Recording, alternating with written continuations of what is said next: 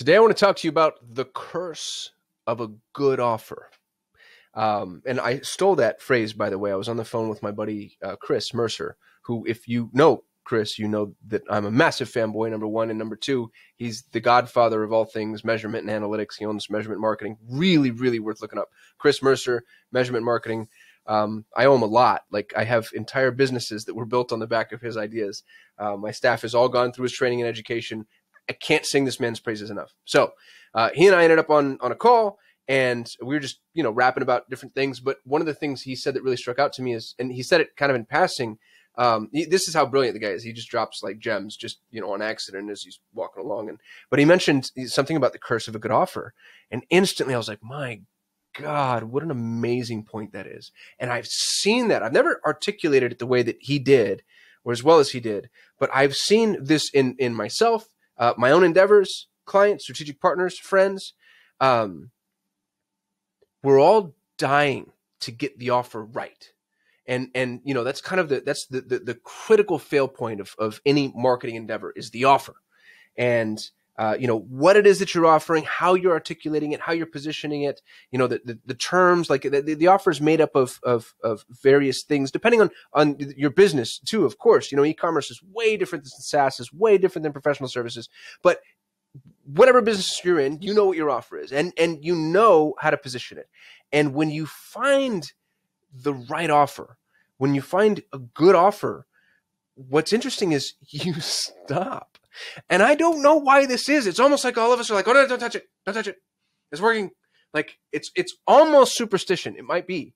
And what's interesting about the curse of a good offer is everyone, almost as ubiquitous truth, they stop optimizing, ad copy, landing pages, funnels, ascension opportunities. Like you almost like move on. It's like, all right, we did it.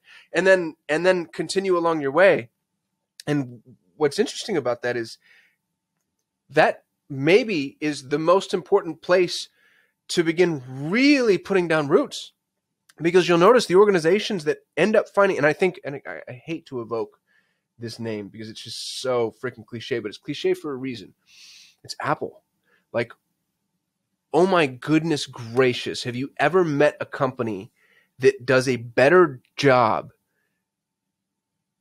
drilling into whatever offer they've made? I mean, I have an analogy that I offer some of the folks on my coaching cohort at the DM Elite team, and it's see how deep the well goes. Oftentimes entrepreneurs, and this is a separate problem, tangential, but could be related. What we do as entrepreneurs is we really like solving problems. That's what gets you juiced and jazzed. And if you're an entrepreneur, you probably know what I mean. And if you think about solving problems is trying to strike oil. So you're going out there and you're just digging all these holes, and you're trying to figure out, the problem that you can solve that will really be of value to other people. And when you solve that problem, you've struck oil. And what's interesting is, as entrepreneurs, we're like, oh my goodness, I did it. That feels amazing. You get the dopamine, endorphin rush, whatever, and you got your juices flowing. But now that you've struck oil, you don't want to sit there and drill. That's not what you do as an entrepreneur. You move on and you go find where else there's oil. The problem with that, and I can't tell you how many times I've done this to myself. I still do it, by the way. I'm right in the middle of doing it right now. The problem with that is the money, the profitability is staying there and drilling and seeing how deep this well goes and how much you can pull out of the ground now that you struck oil. So I know that finding the oil is the fun part for the entrepreneurs, but it's sitting down and building the systems and processes and procedures and infrastructure and ecosystem and landscape and people and all the things that would be necessary to really maximize the value of this well. But you want to move on and go find other wells. And what I'd say is, and honestly, sometimes that's okay. Sometimes that's okay if you're, and you'll see this a lot. I see this a ton with retired executives. You get somebody who's like paid their dues, made their money, and now they just want to have fun. And, they chop her into a business and they kind of help, make some tweaks and adjustments and edits. And they would make way more money if they stuck around and kind of saw that all the way through. They don't want to do that. They want to go in, do the fun part and get out. So depending on what your goals are, that might be what you want to do. But I'm willing to bet, especially for my younger entrepreneurs out there, you could stand to stick around and see how deep that well goes. And let me make this analogy tangible. Think about a line of service. All right, so you're a marketing agency and you start offering, I don't know what, a certain type of funnel development, or let's say that you're doing like, e-com CRO optimization. You're helping people with their order bumps. So that's a good example. The offer that really hit for you is order bump optimization. That's super specific, super niche. It's something you can really niche down to. It's actually a good idea. If anybody wants to go do that, take that one and run. You're dealing order bump optimization, and it takes off, and you're on podcasts and people are like, oh, you got to go see Jerry or Sally. Like, they're the order bump optimization folks. And you're like, oh my goodness, this is amazing. We're getting all this notoriety. We're getting all this business. This is awesome. What else can we do that's like order bumps? So now you're like, oh, I wonder if I can do like retention modeling, or, whatever. Like, you start looking at other e-commerce services.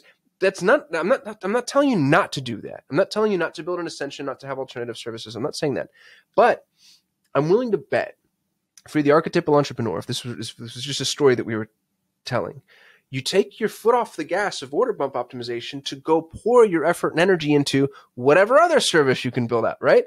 And maybe I'm self-reflecting, like maybe an idiot, and everybody's watching this going like, no, dude, that has not been my experience at all. But I think that this is more or less kind of the standard narrative run by entrepreneurs.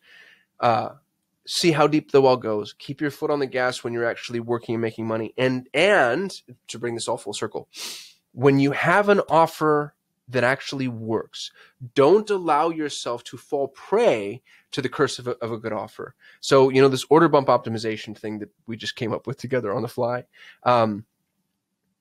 once it's working, that doesn't mean that you stop touching it. That's really actually when you can start optimizing it. And this is what led to this faster the conversation between Mercer and I. Figure out what's working. We get romantic or superstitious about I hate to use the word funnels, but you know what I'm saying, like the entirety that is the castle that makes up whatever your offer is, from the very beginning, interest-bearing ads, to the nurture, to the landing page, the offer, the media, the indoctrination campaign, whatever. You almost look at it as though it's this one singular entity, and it's not. And it's important for you to, and this is where Chris comes in too, and I'm not trying to push his services. I'm so sorry. I'm not an affiliate or anything. I just love the guy. But you have to measure. And that's where, from his perspective, the curse of the good offer is always truly a curse, because people stop measuring. They're like, all right, I'm making money. Cool. And that's really when you should be digging in and figuring out, okay, like, where is this hyper efficient?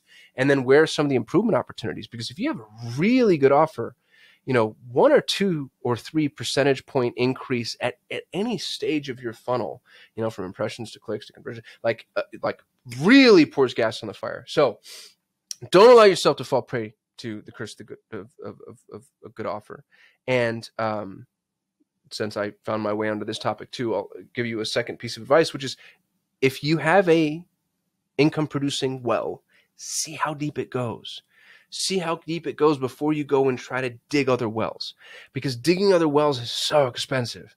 And I don't just mean in money and time and resources. And honestly, there's a psychological cost to it too, because you start to get really discouraged. So if you have something that's working, like maybe niche into that and see how well that works for you. Thank you for watching. I'll see you tomorrow. Thank you so much for watching. If you enjoyed the video, please give us a thumbs up. That lets YouTube know we actually know what we're doing. We shoot a video every single day. So if you want to be notified, hit that subscribe button. And if you have any input, don't hesitate to hit us up in the comments. We'd love to hear from you. We get very little human interaction. Thanks for supporting our channel, and hopefully I'll see you tomorrow.